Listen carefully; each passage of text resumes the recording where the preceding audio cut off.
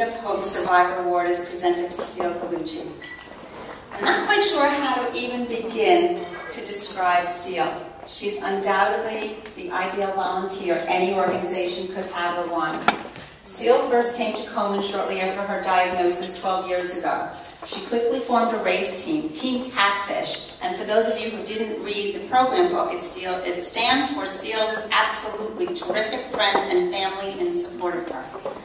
Catfish is consistently in the top for community team, largest community team since its inception. And it isn't easy to keep the momentum going for team for over 12 years. But it's possible when Ceil is at the helm. Ceil has a unique ability to inspire and lead, and you have no choice but to follow along. She truly has an amazing personality that's sweet, kind, fun-loving, and generous. You can't help but love Ceil from the minute you meet her. Everyone wants to be Ceil's best friend. And in the world of Komen, all our volunteers want to work with Ceil. So when we call volunteers and say, "Will you work?" they say, "Well, is Ceil going to be there? Can you put me next to Ceil? Can I work the same shift as Ceil?" And we love when she visits because she makes us laugh, she makes us feel good about ourselves, and she inspires us to do more. Her sense of humor and kind demeanor are a gift, and we feel very fortunate to be a part of Ceil's life. In thinking about my remarks, I thought about all the events for which Ceil volunteers, and I honestly couldn't think of any for which Ceil is not a great fit. She blends in wherever she is, whether she's on the ball field throwing a pitch, accepting a check from a school, or at a health fair educating the public about breast health. When we work on events and are thinking about which volunteers to approach, our first response is, "How about Ceil?" She just works well in every scenario.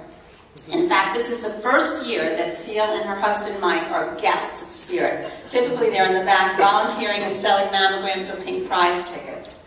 And we know that we're lucky that we have Mike Gallucci, that he comes as part of the package. But Mike, you know tonight's all about Ceil, right? Ceil never says no. In fact, one year she agreed to letting her granddaughters wear t-shirts that said, "Find a cure before I grow boobs," at Spirit, so that they could sell more raffle tickets. Ceil is generous with more than her time, and she's thoughtful and she's considerate. Every year she stops by the day after the race with a basket full of goodies for us. Never mind that she devoted long hours and countless hours on the race with her team, but as usual, she's thinking about others. She happily volunteers for whatever event she can because she knows full well the importance of our work. With daughters and granddaughters, she's working to change the future for them. She's the perfect example who turned their cancer into something positive and something good. She shares her story with many, offering support, insight, and hope. I know I speak for many when I say we're blessed to have Ceil as part of the Komen family. It's my great honor to present the Ribbon of Hope Survivor Award to Ceil Gallucci.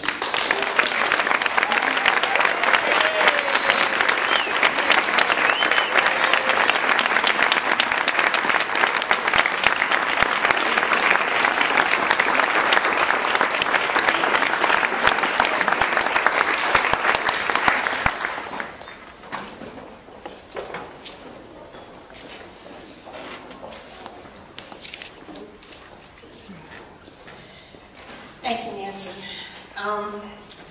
After I spoke to Nancy and she told me about this evening, there were three things that kept going through my mind. First of all, I could not believe this was happening.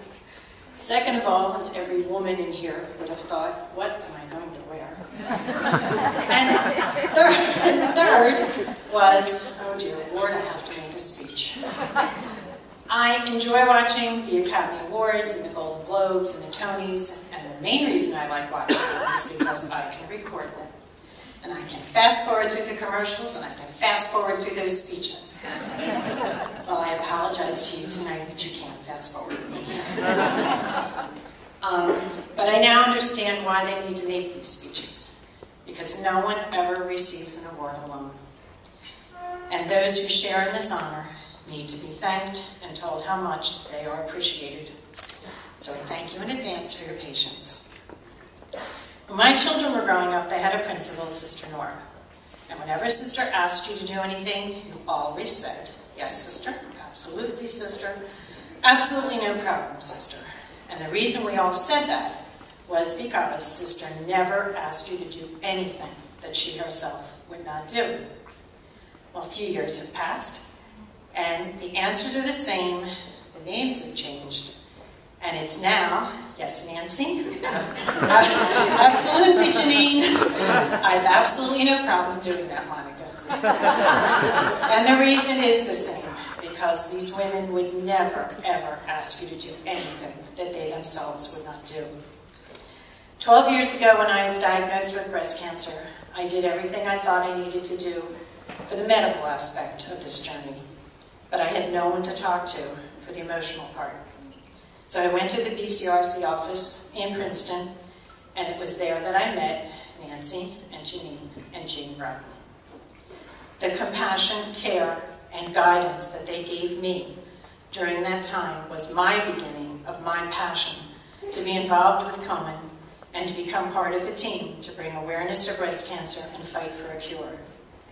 Their devotion and overwhelming support for this cause is amazing. So on behalf of all the breast cancer survivors and all women here, I thank you for everything that you do.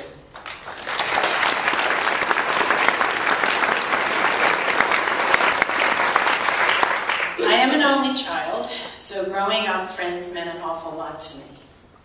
And as I grew older, I realized that these friends were now my extended family.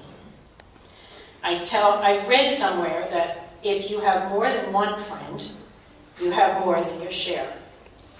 Well, I am very, very fortunate to have a lot more than my share. I have been blessed with so many wonderful friends who mean so much to me. I try to tell them how much their support and their love means to me, but I truly don't know if they really understand the depth of my gratitude. I will always be grateful for all that they do. But on the other hand, I'm not so sure that they're glad they're my friend. Because for the past 12 years, always around this time of the year, it begins. They get the first letter, they get the application, and they get the notice that the race for the cure is coming. Then they get the friendly postcard that says, just a reminder, this is when the deadline is. Then they get the even friendlier email. Just want to tell you, it's coming. Make sure you know the date. And then they get the phone call. Hi, how you doing? How's everything? I hope all's well. And by the way, you know, Friday is the deadline for the race. But you know what? I'm going to be in your neighborhood. So I'd be happy to pick up your check and your application. So I'll see you later. But I do want them to know how much I truly, truly appreciate their love and support. When someone receives a diagnosis such as cancer, your priorities just jump right back into the right order again. And at the top of your list is your family and your faith. When you're going through the fight of your life, you realize that the fight's not for you. It's for the people that mean the whole world to you, your family. I have been so blessed to have 3 beautiful children, an awesome daughter-in-law and son-in-law, and I apologize to the other grandparents in this room, but I do have 6 of the most beautiful grandchildren in the world. I always tell my family how much I love them, but it's really nice to be able to tell them in public how much they truly, truly mean to me. Your faith is your spiritual strength, but your family gives you the strength that you need to overcome any challenge that may come your way. I know it's an old cliche, but to my husband, Michael, I don't know what I would have done without you. For 43 years, Michael has been my strength, my guidance, and has given me unconditional love for all of the good and the bad, the happy and the sad, the shopping, the craft shows, and the flea markets. When I first heard the term co-survivor, I couldn't think of a better word to describe my husband. He has been with me through the doctor's visits, the hospital stays, the treatments, and he continues to be with me through anything that has to do with fighting for breast cancer. He even goes to the Komen office to pick up things for me several times a year, or drop things off, or just get anything I need. And I do realize that he's not going there for me.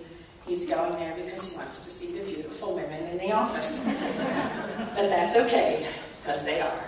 And I just want to thank him for everything that he does, and I love him dearly. We are all here for one reason, and that is to support breast cancer awareness and bring an end to this disease.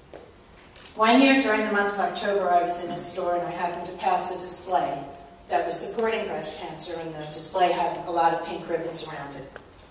And I heard somebody say, "I am so sick of these pink ribbons. Enough is enough." Well, there'll never be enough pink ribbons until there's a cure for breast cancer. A woman dies every 76 seconds from breast cancer. Every 76 seconds. In the time that I've been up here, approximately 8 women have died. That's just not right. Hopefully soon we'll be gathered here to celebrate the end of breast cancer, and we can say that the race has been won. Komen has an ad on TV promoting their 3-day race, their 3-day walk, and the ad ends with some very powerful words, and it says, "We can all do this together because everyone deserves a lifetime." Thank you.